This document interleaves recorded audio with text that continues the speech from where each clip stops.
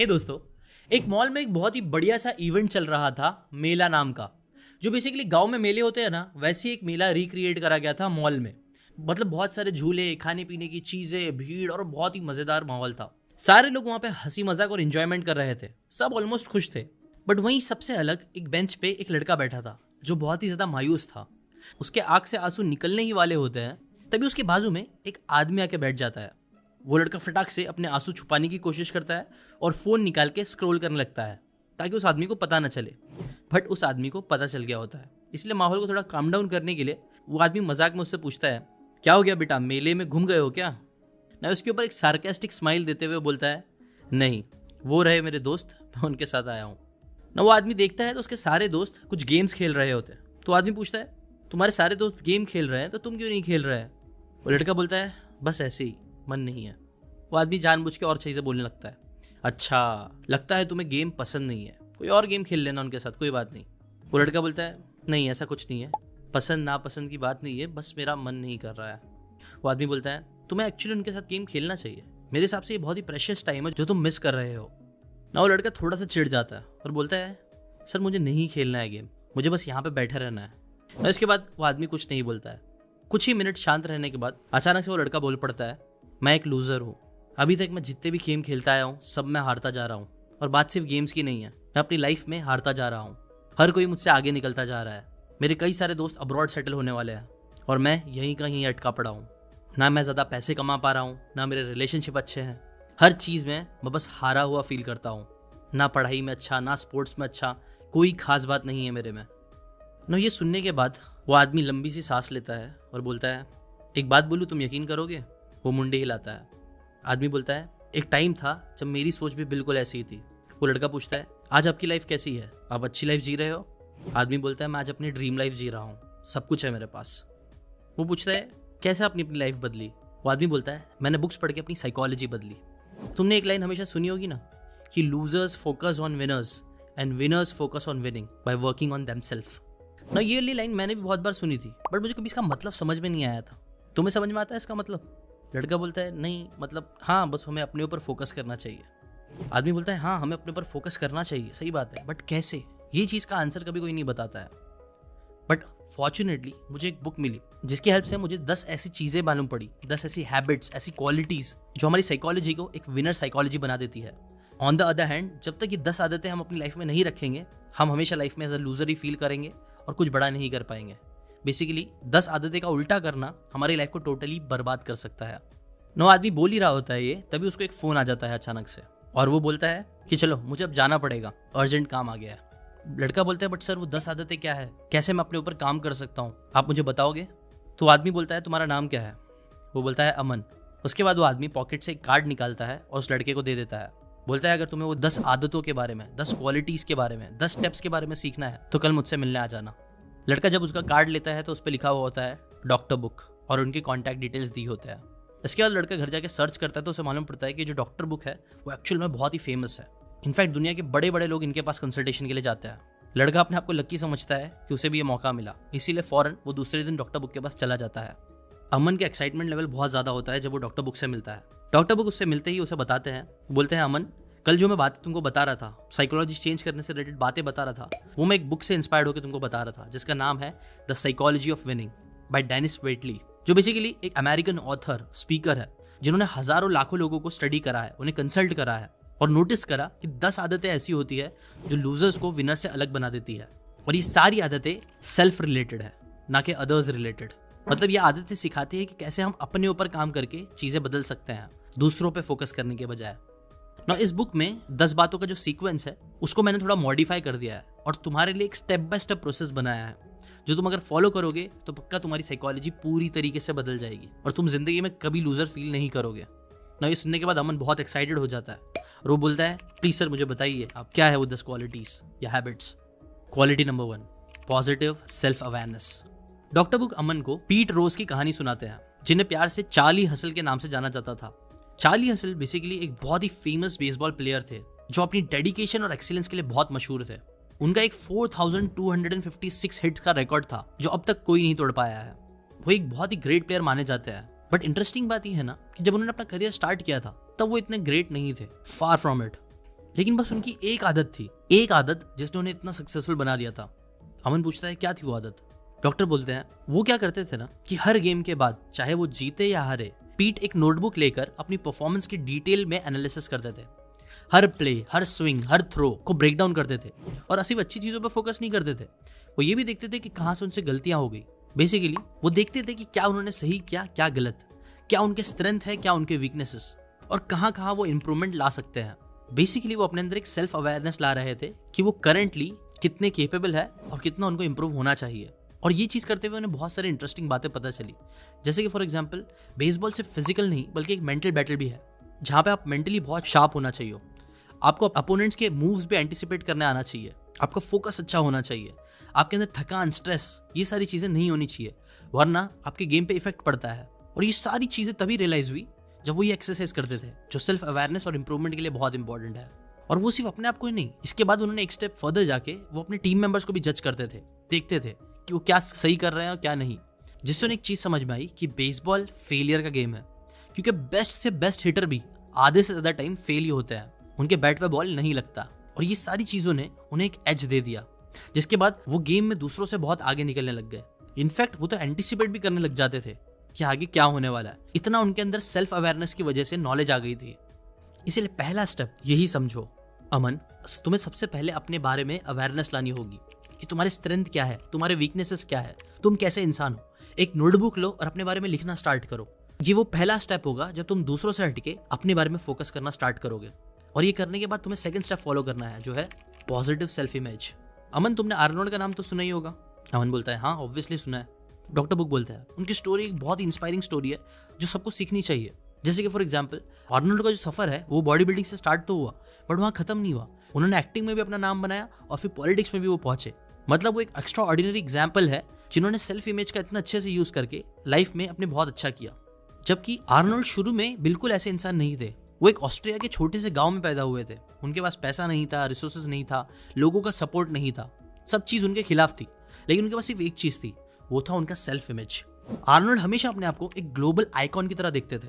जब भी लोग उनका मजाक उड़ाते और बोलते तू नहीं कर पाएगा, तब वो अपने दिमाग में एक पिक्चर बनाते कि वो मिस्टर यूनिवर्स बन चुके हैं। इनफैक्ट वो ये बोलते भी थे कि मुझे हमेशा से पता था कि मैं अमेरिका जाऊंगा, मैं चैंपियन बनूंगा और दुनिया भर में फेमस हो जाऊंगा। ये था उनका पावरफुल सेल्फ इमेज, जिसकी वजह से ही उन्होंने ये सारी चीजें करी भी। वो अपने आप को एक विनर के रूप में देखते थे, चाहे दूसरे रिपोर्टर्स या कोई कुछ भी बोले। इसके बाद जब लोगों ने ये बोलना स्टार्ट किया तुम एक्टिंग नहीं कर सकते हो, फिजिकली जो तुम्हारा शेप है वो एक्टर्स के हिसाब से नहीं है, तुम्हें कोई भी हॉलीवुड में कास्ट नहीं करेगा, ये सपने देखना बंद कर दो, तुम्हारी एक्सेंट, तुम्हारा बॉडी साइज, सब कुछ हॉलीवुड स्टैंडर्ड के अगेंस्ट है। लेकिन वो टाइम पे भी वो अपने दिमाग में हमेशा यही चलाते थे सेल्फ इमेज कि मैं एक स्टार बनूंगा। एंड गेस व्हाट, उन्हें टर्मिनेटर मूवी मिली। सिर्फ एक लाइन ने उन्हें हॉलीवुड में बहुत फेमस कर दिया, जो था I will be back. But बात यही नहीं रुकी। इसके बाद उन्होंने अपने आप एज अ लीडर भी देखना स्टार्ट किया, एक सेल्फ इमेज बनाई कि वो पॉलिटिक्स में भी जाके काम करेंगे। तो इसके बाद लोगों ने बोलना स्टार्ट किया पॉलिटिक्स, ये सारी चीजें तुम्हारे बस की बात नहीं है, ये सब नहीं हो पाएगा। एक्टिंग, बॉडी बिल्डिंग तक ठीक था, बट फिर उन्होंने अपनी एक सेल्फ इमेज क्रिएट करी एज अ लीडर की, एक गवर्नमेंट लीडर की, जिसके बाद वो कैलिफोर्निया के गवर्नर भी बने। देखो अमन, दुनिया शायद तुम्हें कुछ भी बोले या ना बोले, एटलीस्ट तुम अपने आप से हमेशा ये चीज बोलते रहो, एक सेल्फ इमेज अपनी क्रिएट करते रहो जो सबसे बेस्ट हो। जैसे कि तुम अपनी लाइफ में क्या बनना चाहोगे, सारी लिमिटेशंस हटा दो, सिर्फ सोचो कि तुम्हें जिंदगी में क्या अचीव करना है, कैसे अपने आप को देखना चाहोगे। तो अमन बोलता है मैं अपने आप को एक बहुत बड़ा बिजनेसमैन देखना चाहता हूँ, एक टाइकून। तो डॉक्टर बुक ने कहा बट क्या तुम ये चीज कर रहे हो, अपने आप को एज अ टाइकून देखते हो, तुम रोज इमेजिन करते हो इस चीज के बारे में, कुछ सेल्फ इमेज के बारे में। अमन बोलता है नहीं। डॉक्टर बोलते हैं सो सेकंड स्टेप ये चीज करना स्टार्ट करो, बट इसके साथ साथ ये थर्ड स्टेप भी इंपॉर्टेंट है, वरना सेकंड स्टेप काम नहीं आएगा, जो है positive self esteem. Doctor book ने कहा अभी मैं तुम्हें 3 फेमस लोगों के बारे में फटाफट बताता हूँ। एक है विंसेंट वैन वॉग। इन्हें दुनिया के सबसे बड़े आर्टिस्ट में से एक माना जाता है आज। लेकिन जब विंसेंट एक्चुअल में जब पेंटिंग करते थे ना, तो कोई भी उनका टैलेंट समझ नहीं पाता था, उनका काम बार बार रिजेक्ट हो जाता था, लोग कहते थे उनकी पेंटिंग बेकार है। और इस वजह से ही विंसेंट ने भी ये चीज मान ली कि उनकी कोई वैल्यू नहीं है। इसके वजह से उनका जो सेल्फ एस्टीम था वो एकदम लो था, इतना लो था कि वो अपनी पेंटिंग्स को कॉर्डियो के दाम में बेच देते थे। उन्होंने जिंदगी भर अपने सेल्फ एस्टीम को लो रखा, जिसके जैसे वो जीते जी कभी एक ग्रेट आर्टिस्ट नहीं बन पाए। लेकिन गेस व्हाट, आज विंसेंट वैन वॉग की जो पेंटिंग्स है ना, वो दुनिया भर में one of the most expensive paintings मानी जाती है। जिनकी एक पेंटिंग है ऑर्किड विद साइप्रस, जो 2022 में $117 मिलियन में बिकी थी। वही पेंटिंग जिसे विंसेंट ने अपनी जिंदगी में कुछ सेंट्स में बेच दिया था। एक और इंसान के बारे में सुनो जिनका नाम था फ्रेंच काफका। फ्रेंच काफका आज बहुत फेमस है, कई लोग उन्हें one of the best writers बोलते हैं, उनका काम को दुनिया का सबसे बेस्ट काम भी बोलते हैं। लेकिन जब एक्चुअल में उन्होंने मेटामॉर्फोसिस और द ट्रायल ये सब लिखी थी ना, तब उनका सेल्फ एस्टीम बहुत लो था। इसीलिए उन्होंने अपने कभी काम को पब्लिश करने की कोशिश भी नहीं करी, क्योंकि उनका मानना था कि उनका काम वर्ल्ड क्लास नहीं है। उन्हें सेल्फ डाउट बहुत था कि जो मैंने लिखा है सही है गलत है क्या है। इसीलिए अपनी डेथ से पहले उन्होंने अपने दोस्त को ये भी बोल दिया था कि तुम मेरे सारे काम को जला देना। ना उनके दोस्त ने ये चीज़ नहीं करी, जिस वजह से ही कुछ टाइम बाद उनका वर्क बहुत फेमस हुआ और आज फ्रेंच काफका को लोग जीनियस बोलते हैं। और एक और लास्ट स्टोरी सुनो निकोला टेस्ला की। निकोला टेस्ला को तो जानते होगे तुम? अमन बोलता है हाँ। निकोला टेस्ला जो साइंस एंड टेक्नोलॉजी के फील्ड में एक रेवोल्यूशनरी इन्वेंटर थे। उन्होंने AC, alternative current, radio waves, wireless communication ऐसी बड़ी बड़ी चीज़ें दुनिया को दी।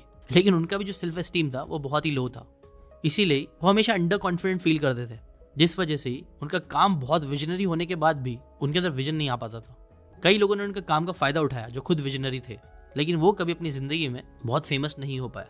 अब देखो Vincent van Gogh, Franz Kafka, Nikola Tesla, ये तीनों ही जितना अपनी लाइफ में अचीव कर सकते थे वो नहीं कर पाए। क्यों? क्योंकि उनका खुद का एस्टीम लो था। वो अपनी खुद की वैल्यू नहीं करते थे। अगर वो लोग अपनी वैल्यू करते, अपने अंदर कॉन्फिडेंस रखते, तो एक बेटर सेल्समैन बन पाते और जीते जी उनका नाम भी बहुत होता। बट ये सब नहीं हुआ क्योंकि उन्होंने अपना लो सेल्फ एस्टीम रखा, जो तुम्हें नहीं करना चाहिए। तो फिर करना क्या चाहिए वो मालूम पड़ेगा स्टेप 4 पे, जो है पॉजिटिव सेल्फ एक्सपेक्टेशन।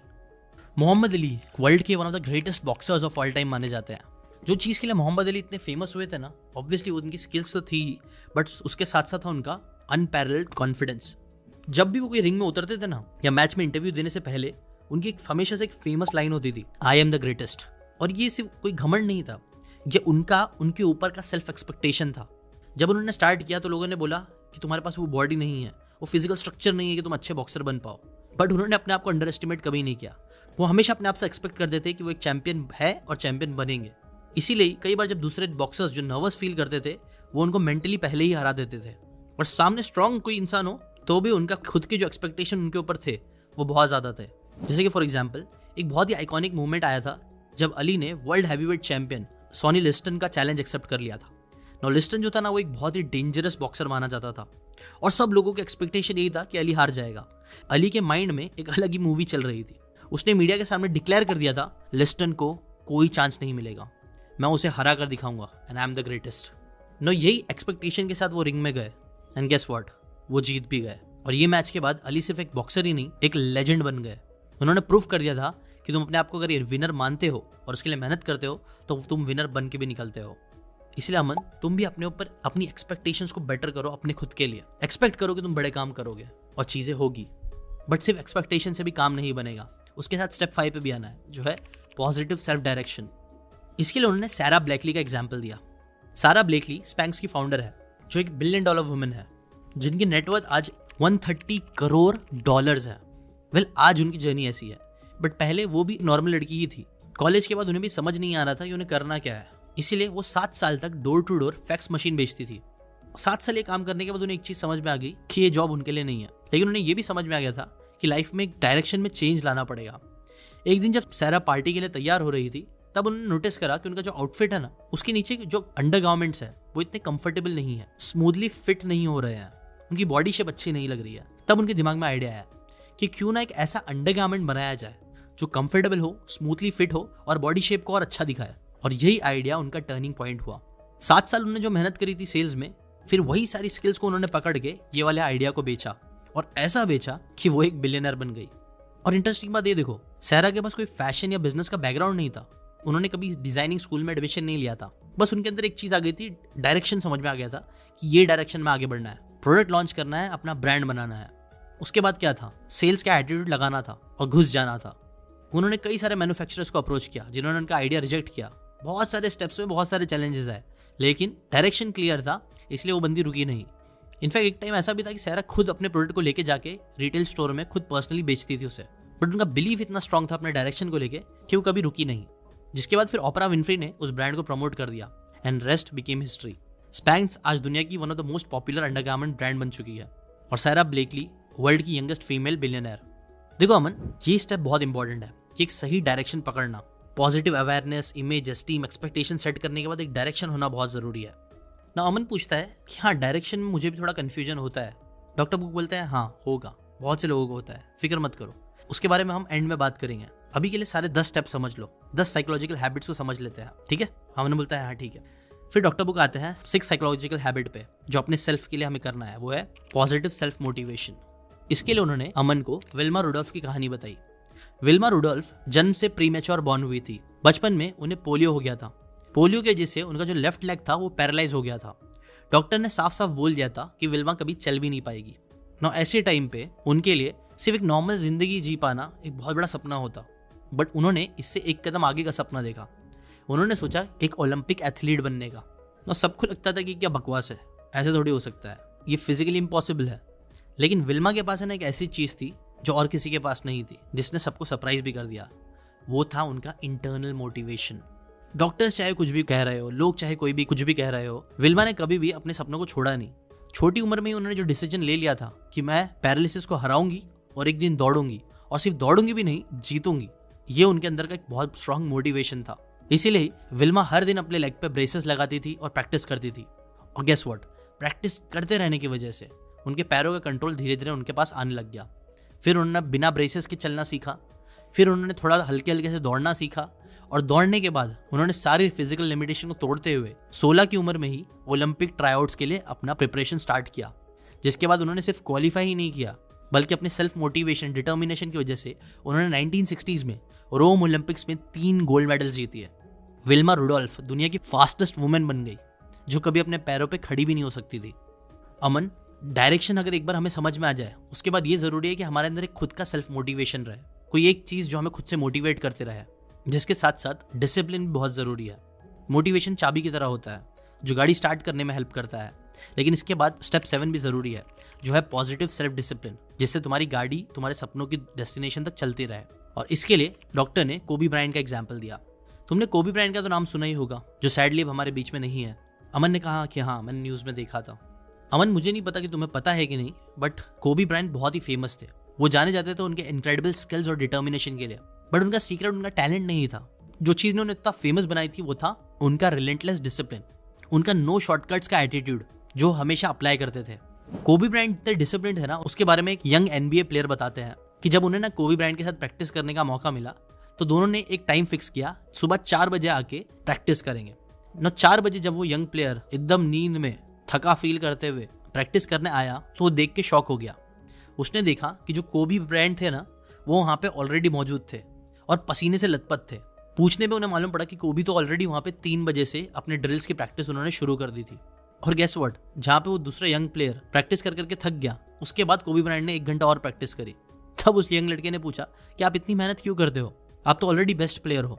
तब कोबी ने कामली जवाब दिया कि मैं चाहता हूँ तुम यंगस्टर्स को भी पता चले कि मैं आज यहाँ पे हूँ तो वो अपनी मेहनत की वजह से हूँ, अपने सेल्फ डिसिप्लिन की वजह से। कोबी ब्रायंट हमेशा इंश्योर करते थे कि वो अपने कंपटीशन से एक कदम आगे रहे, और एक कदम आगे आने के लिए उनके पास जो सबसे बड़ा हथियार उनका था वो था डिसिप्लिन। डिसिप्लिन के साथ प्रैक्टिस करते रहना, और ये चीज़ पे अमन तुमको भी काम करना पड़ेगा। डॉक्टर बुक ने अमन को बताया कि अमन, डिसिप्लिन सबसे इंपॉर्टेंट चीज़ होती है। जब भी आपकी लाइफ में डिसिप्लिन नहीं होगा, आप हमेशा एक लॉस्ट और लूजर की तरह ही फील करोगे, इसलिए उसके ऊपर काम जरूर करना अमन। वो करने में नेक्स्ट हैबिट भी आपकी हेल्प करेगी, जो है पॉजिटिव सेल्फ कंट्रोल। इसके लिए उन्होंने अगेन एक बास्केटबॉल प्लेयर का ही एग्जाम्पल दिया, Michael Jordan. Now Michael Jordan mentally बहुत टफ और उनका सेल्फ कंट्रोल बहुत ही स्ट्रांग था। उसका एक अच्छा एग्जाम्पल 1997 का NBA फाइनल्स का गेम था, गेम 5, जो गेम फ्लू गेम के नाम से फेमस हुआ। नाउ बात ये थी ना, जॉर्डन उस गेम से पहले बीमार हो गए थे, उनकी तबीयत खराब हो गई थी, वो बहुत वीक फील कर रहे थे। बाकी प्लेयर्स ने तो मान लिया था कि यार ये बंदा अभी तो खेल ही नहीं पाएगा, इतनी तबीयत खराब है, बेड से ही नहीं उठ पाएगा, खेलना तो दूर की बात है। बट जॉर्डन को पता था कि ये वही मोमेंट है जहां उन्हें अपनी माइंड और बॉडी को कंट्रोल करना सीखना पड़ेगा। तब उन्होंने फिजिकली कंडीशन ना होने के बावजूद जॉर्डन ने अपनी इलनेस के साथ परफॉर्मेंस करा, अपने आप को फिजिकली कंट्रोल करते हुए, पेन और एग्जॉशन को पुश करते हुए उन्होंने गेम पर फोकस रखा, और सिर्फ अपने डिटर्मिनेशन के बेसिस पे अपने माइंड बॉडी को कंट्रोल कर पाने की वजह से जॉर्डन ने उस गेम में 38 पॉइंट स्कोर किए, शिकागो बुल्स को एक क्रिटिकल विक्ट्री दिलाई, चैंपियनशिप जीतने में जिसने फिर मदद भी करी ना। ये जो एग्जाम्पल वो दिखाता है हमारा सेल्फ कंट्रोल। डॉक्टर बुक अमन को बताते हैं कि अमन, तुमने देखा है कभी वो वीडियो जहाँ पे जो मॉन्क्स होते हैं वो लाइन से बैठे होते हैं, उनके हाथ में एक कप होता है, और जो मास्टर होता है वो गरम गरम पानी कप में डालता है, जिसकी वजह से कई लोग चिल्ला पड़ते हैं, कई लोगों के हाथ से वो कप छूट जाता है। बट उसमें कुछ आदमी होते हैं जो गरम गरम पानी अपने हाथों पर लगने के बाद भी जरा भी रिएक्ट नहीं करता है। कैसे? वेल, ये होता है उनका सेल्फ कंट्रोल। एक कोट है जो बोलता है कि pain is inevitable but how you react to the pain is up to you. Maximum लोग पेन में बौखला जाते हैं, वो अपने आप पे कंट्रोल नहीं रख पाते हैं, और ऐसे ही लोग फिर डिसिप्लिन में नहीं रह पाते हैं। ऐसे ही लोग अपने आप को कभी विनर जैसा समझ नहीं पाते हैं, क्योंकि उन्हें लगता है कि उनका कंट्रोल उनके पास है ही नहीं। लेकिन जो लोग ये सब चीज़ों में कंट्रोल करना सीख जाते हैं वो फिर एक विनर बन के निकलते हैं। इसीलिए ये एक चीज़ पे भी ज़रूर अपनी लाइफ में काम करना अमन, वो है पॉजिटिव सेल्फ कंट्रोल। इसके बाद सेकंड लास्ट हैबिट को फॉलो करना जो है पॉजिटिव सेल्फ प्रोजेक्शन। और इसके लिए उन्होंने मैरी, एक यंग पब्लिक स्पीकर की कहानी सुनाई। मैरी जो थी वो हमेशा अपने दोस्तों के बीच में कॉन्फिडेंट थी, लेकिन जब बात पब्लिक स्पीकिंग की आती थी उनका कॉन्फिडेंस हिल जाता था। जब भी वो स्टेज पर जाती थी तो उनका दिमाग ब्लैंक हो जाता था, वो कांपने लग जाती थी, उनकी आवाज़ शेकी हो जाती थी। बेसिकली वो बहुत डर रही थी, जिस वजह से ही उनका जो परफॉर्मेंस होता था वो भी बहुत ख़राब होता था और लोगों को मज़ा नहीं आता था। तभी मैरी के एक मेंटर थे, उन्होंने उनसे एक बात कही जो मैरी को बहुत इंटरेस्टिंग लगी। उन्होंने कहा, मैरी, अगर तुम अपने अंदर के कॉन्फिडेंस को प्रोजेक्ट नहीं करोगी तो ऑडियंस तुम्हें कभी सीरियसली नहीं लेगी। और ये करने के लिए तुम्हें सिर्फ कॉन्फिडेंस होना नहीं है, बस कॉन्फिडेंस प्रिटेंड करना है। झूठ ही सही, दिखाओ तुम कॉन्फिडेंट हो और धीरे धीरे वो तुम्हारी रियलिटी बन जाएगी ना। ये बात मैरी ने एकदम दिल पे ले ली और उन्होंने फिर नेक्स्ट टाइम वही करने पे फोकस किया। वो जब नेक्स्ट टाइम स्टेज पर गई तब उन्होंने प्रिटेंड करना स्टार्ट किया कि वो एक कॉन्फिडेंट पावरफुल स्पीकर है। एंड गेस व्हाट, जब उन्होंने ये प्रिटेंड करना स्टार्ट किया तो कुछ टाइम बाद ही उनके अंदर खुद से कॉन्फिडेंस आने लग गया। ये चीज़ फिर जो दूसरे थे उन्हें भी दिखने लग गई, जिसकी वजह से उनका जो टॉक था वो भी अच्छा गया। ऑडियंस ने उनके साथ कनेक्ट करना स्टार्ट किया और वो एक बहुत ही सक्सेसफुल पब्लिक स्पीकर बनी। डॉक्टर बुक ने अमन को बताया, तो ये सारी बातें जो मैंने बताई है इसको लेके भी तुमको डाउट आएगा कि ये सारी चीज़ें काम करेगी नहीं करेगी, बट उस मेंटर की तरह मैं भी तुम्हें यही चीज़ बोलूँगा कि कुछ नहीं तो प्रिटेंड करना स्टार्ट करो, फेक करना स्टार्ट करो। वो बोलते हैं ना, fake it until you make it. जब आप फेक करते हो तो अपने सबकॉन्शियस ब्रेन को ये समझ में नहीं आता कि वो सही है या गलत है। अगर आप एक पब्लिक स्पीकर बनना चाहते हो तो फेक करो कि आप एक अच्छे पब्लिक स्पीकर हो, कॉन्फिडेंस को फेक करो। एक अच्छे सेल्समैन बनने के लिए फेक करो, ऑटोमेटिकली वो कॉन्फिडेंस आना चालू होगा और वो तुम्हें रिजल्ट देना भी चालू करेगा। और इसी को बोलते हैं सेल्फ प्रोजेक्शन। अपने आप को एज अ चैंपियन प्रोजेक्ट करो और धीरे धीरे तुम चैंपियन बनने लगोगे। और इसके साथ साथ लेकिन लास्ट हैबिट सबसे इंपॉर्टेंट है, जो है पॉजिटिव सेल्फ डायमेंशन। इसके बाद उन्होंने अमन को बुक से ही ये वाली कहानी सुनाई। एक सर्जन था जो अपनी फील्ड में काफी फेमस था। मेडिकल स्कूल में वो टॉप करता था, एक बड़ा नाम बन गया था सर्जरी वर्ल्ड में उसका। हर दिन वो सर्जरीज करता, पेशेंट्स को सेव करता और दुनिया उसकी बहुत इज्जत करती। लेकिन जैसे जैसे उसका करियर ग्रो करता गया, एक टाइम बाद उसने अपनी पर्सनल लाइफ को इग्नोर करना स्टार्ट कर दिया। उसका सारा फोकस सिर्फ काम पर रहता, अपनी फैमिली, अपनी हैप्पीनेस, इवन अपनी हेल्थ। डॉक्टर होने के बाद भी उसने वो सारी चीज़ पर फोकस करना बंद कर दिया, प्रायोरिटी कम देने लग गया। जिसके साथ साथ हुआ ये कि उनकी प्रोफेशनल अचीवमेंट्स थी ना, वो बढ़ तो रही थी लेकिन उनकी खुशी कम होने लग गई थी, जिसकी वजह से उनका परफॉर्मेंस भी थोड़ा खराब होने लग गया। वो अपने बच्चों के साथ वक्त नहीं बिता पाते थे, उनकी हेल्थ खराब होने लग गई। तब उन्हें रियलाइज़ हुआ कि सक्सेस का मतलब सिर्फ ये नहीं है कि आप अपनी लाइफ के एक डायमेंशन में ही बहुत अच्छा करते रहो, बल्कि सक्सेस का मतलब ये भी है कि आपकी लाइफ में थोड़ा बैलेंस रहे। इसलिए ये चीज़ रियलाइज़ करने के बाद उन्होंने अपने प्रोफेशनल लाइफ के साथ साथ अपनी हेल्थ पे काम करना स्टार्ट किया, अपनी फैमिली के साथ टाइम स्पेंड करना स्टार्ट किया, बच्चों को टाइम देने लग गए और धीरे धीरे उनका वर्क लाइफ बैलेंस वापस आया। एंड गेस व्हाट, इसके बाद उनकी जो प्रोफेशनल लाइफ थी वो भी पहले से और बहुत ज़्यादा बड़ी हो गई, अच्छी हो गई। इसीलिए लास्ट चीज़ अमन ये चीज़ याद रखना कि हाँ, स्टार्ट में शायद तुम सिर्फ किसी एक डायमेंशन पे बहुत ज़्यादा फोकस कर पाओ। शायद तुम्हें सक्सेसफुल बिजनेसमैन बनना है तो उस पर तुम अपना मैक्सिमम टाइम दो, लेकिन एक टाइम बाद ये रियलाइज जरूर करना कि लाइफ सिर्फ बिजनेस से ही नहीं बनेगी, सिर्फ पैसे से ही नहीं बनेगी। अगर तुम्हें एक्चुअल विनर बनना है तो तुम्हें लाइफ के दूसरे एस्पेक्ट पे भी काम करना पड़ेगा, उन पे भी इंप्रूव करते रहना पड़ेगा। ना ये सारी बातें सुनने के बाद अमन, जो बहुत ही नेगेटिव फील कर रहा था, उसके अंदर एक इंस्पिरेशन आ गया, एक पॉजिटिव एटीट्यूड डेवलप हो गया इतनी सारी कहानी सुनने की वजह से। वो बहुत पॉजिटिव हो गया। उसने कहा कि सर मैं ये सारी चीज़ें करना स्टार्ट करूंगा, बट कोई एक सिंपल चीज़ आप बता सकते हो ये जो सारी चीज़ों को मेरी लाइफ में अप्लाई करने में मुझे हेल्प करे। तब डॉक्टर बुक ने कहा कि मैंने ना इन सारे 10 क्वालिटीज़ को लेके कुछ अफर्मेशंस बनाए हैं। 10 ऐसे अफर्मेशंस जो आपको यूज़ कभी नहीं करने चाहिए, कभी नहीं बोलना चाहिए। ऑन द अदर हैंड 10 ऐसे अफर्मेशन जो आपको बोलते रहना चाहिए ताकि तुम्हारा जो सेल्फ प्रोजेक्शन हो वो सही हो। मैंने जितने भी 10 क्वालिटीज़ बताई है, positive self awareness, positive self image, positive self esteem, self expectation, self direction, self motivation, self discipline, self control, self projection and self dimension, ये सारी चीज़ों से रिलेटेड मैंने तुम्हारे लिए कुछ अफर्मेशंस क्रिएट करे हैं। तुम क्या करो, आने वाले 10 दिन तक एटलीस्ट इन 10 अफर्मेशंस को अपनी लाइफ में अप्लाई करना स्टार्ट करो ऑन द अदर हैंड मैंने 10 ऐसे नेगेटिव स्टेटमेंट्स भी लिखे हैं जो तुम्हें अपनी लाइफ में कभी नहीं यूज़ करना चाहिए ना। अमन वो PDF लेता है और एक और क्वेश्चन पूछता है डॉक्टर बुक से कि डॉक्टर बुक, मुझे ये सारी बातें अच्छी लगी, ये अफर्मेशन को कल से नहीं आज से ही करना स्टार्ट कर दूंगा, बट मुझे ना इनमें से कुछ पॉइंट में और प्रॉब्लम है, जैसे कि सेल्फ डिसिप्लिन। ये वाली चीज़ पे मैंने कई बार काम करने की कोशिश करी है बट मैं नहीं कर पा रहा हूँ। और सेल्फ मोटिवेशन भी, मैं अपने आप को हमेशा मोटिवेटेड नहीं रख पाता हूँ। तो इसके लिए भी आप कोई बात बताओगे? डॉक्टर बुक ने कहा अभी नहीं, अगले हफ्ते। तुम एक काम करना, नेक्स्ट संडे अगले हफ्ते आ जाना, मैं तुम्हें इन दोनों में से कोई एक टॉपिक के बारे में एक इंटरेस्टिंग बुक से सोल्यूशन बता दूंगा तुम्हारी प्रॉब्लम का, ताकि तुम अपने अंदर सेल्फ डिसिप्लिन या फिर सेल्फ मोटिवेशन ला सको। ना अमन ये बात सुन के बहुत खुश होता है और वहाँ से निकल जाता है। तो दोस्तों, अगर आपको भी वो PDF चाहिए अफर्मेशन वाली तो नीचे लिंक दी हुई है, वहाँ से जाके ले सकते हो।